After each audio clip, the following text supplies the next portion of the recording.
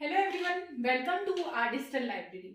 आज हम third year BMS third year का एक सब्जेक्ट है कौमार व्रत, जिसको हम पीडियाट्रिक्स भी बोलते हैं, उसको स्टार्ट करने जा रहे हैं। तो हम इसमें सबसे पहले कौमार व्रत की निरुक्ति, परिभाषा, पीडियाट्रिक्स क्या होता है मॉडर्न के अनुसार, और आगे उसका महत्व क्षेत्र देखेंगे। जितने में मैं आपको पॉइंट्स बता रही हूँ, श्लोक बता रही हूँ, ये इंपॉर्टेंट है।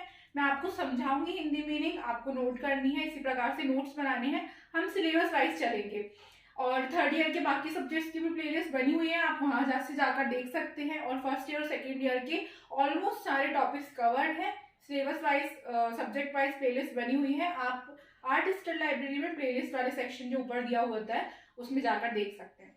हम स्टार्ट करते हैं कौमार वृत्य। कौमार वृत्य जिसको मॉडर्न में हम पीडियाट्रिक्स कहते हैं। तो कौमार वृत्य होता क्या है, इसकी निरुक्ति है कुमारस्य भरणम अधिकृत्य कृतम कौमार वृत्य। जितनी भी मैं आपको वीडियो में डेफिनेशंस बताऊंगी, श्लोक बताऊंगी, वो वही है जो आपको याद करने हैं, बहुत इंपॉर्टेंट है, इसलिए इनको नोट करिए। एक्स्ट्रा बुक्स में जो दिए हुए हैं आपको उनको करने की जरूरत नहीं है। कुमारस्य भरणम अधिकृत्य कृतम कौमार वृत्तम, इसका मतलब क्या होता है? कुमारस्य भरणम अधिकृत्य यानी कुमारों के लिए, बालकों के भरण यानी कुमारों के पोषण के लिए जो तंत्र बनाया गया उसको हम कुमार व्रत कहते हैं। यानी कुमारों के भरण पोषण के लिए जो तंत्र है वही कौमार व्रत है। ये तो इसकी निरुक्ति हो गई। अभी परिभाषा है जो कि सुश्रुत सूत्र स्थान 1 में दी हुई है, बहुत इंपॉर्टेंट परिभाषा है। देखिए, कुमारस्य भृत्यम नाम कुमार भरण धात्री शील संशोधनार्थम दुष्ट स्तन्य ग्रह समुत्थानाश्य व्याधि नाम उपशमनार्थम, ये परिभाषा है। इसकी मीनिंग क्या होती है, एक एक वर्ड समझते हैं। कुमार भृत्यम नाम, कुमार भृत्य क्या है? कुमारस्य भरण यानी जिसमें हम बालकों के भरण पोषण के बारे में पढ़ते हैं। धात्री शील संशोधनार्थम, धात्री का मतलब होता है जो उस बच्चे को दूध पिलाती है। अब दूध यानी फीड करवाती है, चाहे वो माँ हो या फिर कोई भी आया वगैरह हो, जो भी हो, जो उसका ध्यान रख रही है उसके फीडिंग का, उसको धात्री बोलते हैं। तो धात्री शील संशोधनार्थम यानी धात्री के शील दोषों का संशोधन करते हैं, शुद्धि करना सीखते हैं, मतलब उसके बारे में पढ़ते हैं। दुष्ट स्तन्य ग्रह, यदि स्तन्य यानी जो मिल्क है वो दुष्ट है तो उसके बारे में पढ़ते हैं। यानी हम इसको बोल सकते हैं दूषित स्तन्य से उत्पन्न व्याधियों के बारे में, और उन व्याधियों के उपशमन के बारे में पढ़ते हैं, वह कुमार वृत्ति कहलाता है। तो कुमार वृत्ति में हम कुमार के भरण पोषण,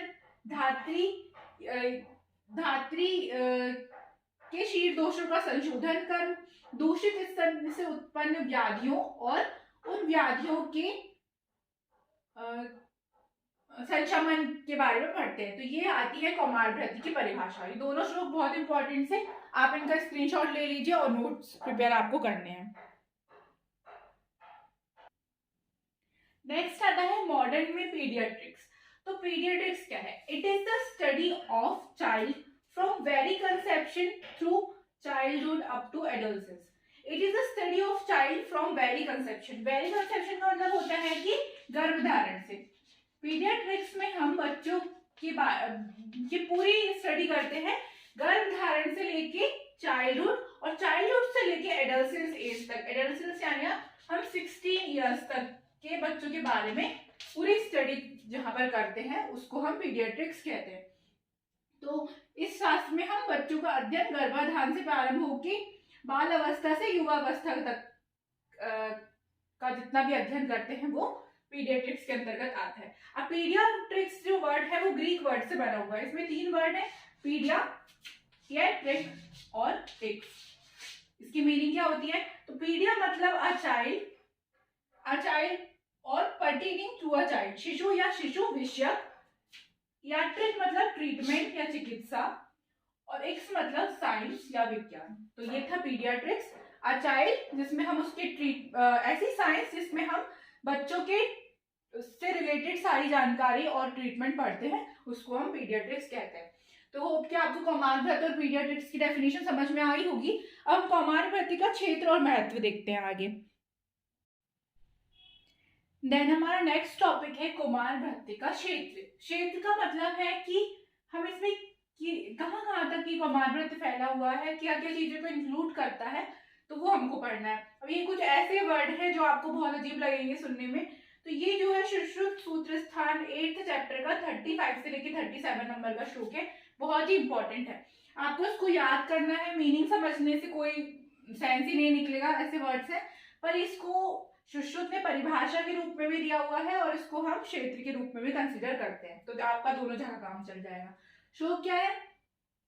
नवग्रह आकृति ज्ञानम स्कंदश्च च निषेधनम अपस्माश्च शकुन्याश्च रेवत्याश्च पुनः पृथक् पूतनायस्तथा अंधाया मंडिका शीत पूतना नेगमेश चिकित्सा च ग्रहोत्पत्ति स योनिजा कौमार तंत्रम इत्येत शारीरेषु च कीर्तितम्।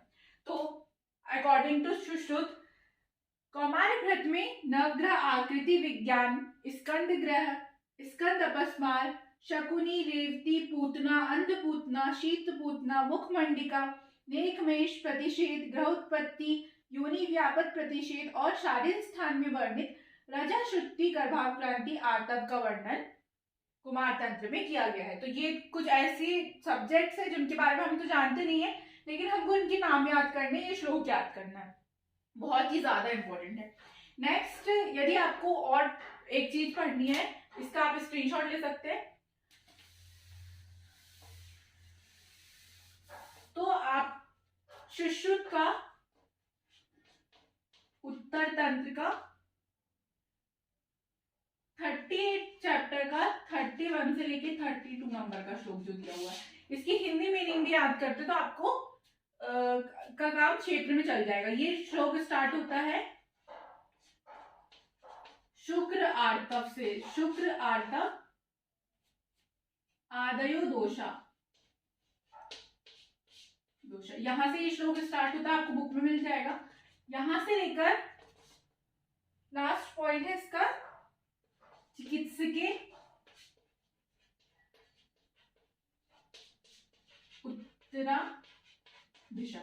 श्लोक याद करना इसका इंपॉर्टेंट नहीं है, लेकिन क्षेत्र से क्वेश्चन आता है, तो आप ये नवग्रह आकृति वाला श्लोक लिख सकते हैं। साथ ही साथ सुश्रुत के उत्तर तंत्र का ये शुक्र आर्तव वाला श्लोक आपको बुक से देखकर नोट करना है। इसकी हिंदी मीनिंग में समझा देती हूँ कि आचार्य सुश्रुत ने उत्तर तंत्र में कहा है कि शुक्र और आर्तव आदि के दोष, स्तनी के रोग, क्लैव्य, मूड गर्भिणी के रोग या गर्भिणी की मासानुमासिक चिकित्सा, दोहित अवस्था, योनि व्यापक, बंध्यत्व चिकित्सा और उत्तर स्थान में वर्णित संबंधित अंश अथवा प्रसव उपरांत होने वाली व्याधियों का संशमन कौमार भ्रत्य का क्षेत्र है।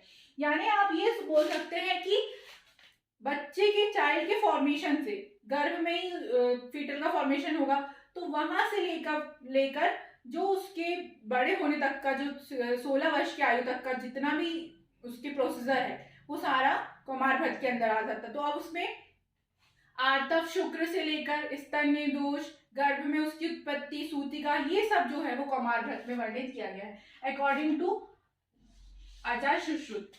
क्यों? क्योंकि कौमार भ्रत्य में ही अलग से जो अष्टंग बताए गए हैं उसमें कौमार भ्रत्य है, लेकिन कहीं पर भी स्त्री और प्रसूति का वर्णन नहीं मिलता। तो स्त्री प्रसूति पहले कौमार भ्रत्य के अंदर ही पढ़ी जाती थी, बाद में इसका जो है भाग कर दिया गया। तो जो स्त्री प्रसूति से रिलेटेड टॉपिक भी है वो भी हम कौमार भ्रत्य के अंदर पढ़ते हैं, यानी कौमार भ्रत्य का क्षेत्र ये भी कहलाएगा। अब नेक्स्ट लास्ट टॉपिक आता है कौमार भ्रत्य का महत्व। नेक्स्ट टॉपिक है कि कौमार भ्रत्य का महत्व क्या है, क्या इंपॉर्टेंस है, हम क्यों पढ़ते हैं। तो ये काश्यप संहिता में विमान स्थान का पहले अध्याय का 61 नंबर का श्लोक है। कौमार भृत्यम अष्टानाम तंत्रानाम आद्यम उच्यते आयुर्वेदस्य महतो देवानाम इव हव्यम अनेन ही सर्वाधितम इतरे चिकित्सन्ति। इसकी हिंदी मीनिंग क्या होगी?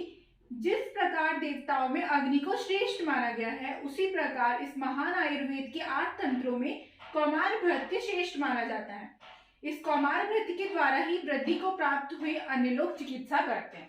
यानी जिस प्रकार अग्नि को श्रेष्ठ माना गया, ये पीजी के लिए इंपॉर्टेंट पॉइंट होगा कि अग्नि को श्रेष्ठ माना गया है देवताओं में, उसी प्रकार जो 8 अंग बताए गए हैं आयुर्वेद की या चिकित्सा के, उसमें हम कौमार भ्रति को श्रेष्ठ मानते हैं, क्योंकि यहाँ पे बच्चों की चिकित्सा से स्टार्ट होती है बात, तो कौमार तंत्र श्रेष्ठ है।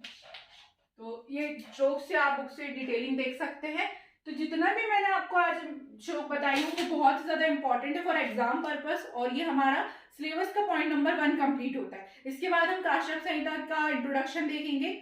होप कि आपको समझ में आया हो। यदि कोई भी और टॉपिक्स में डाउट है तो आप मुझे कमेंट करके बता सकते हैं। Thank you so much.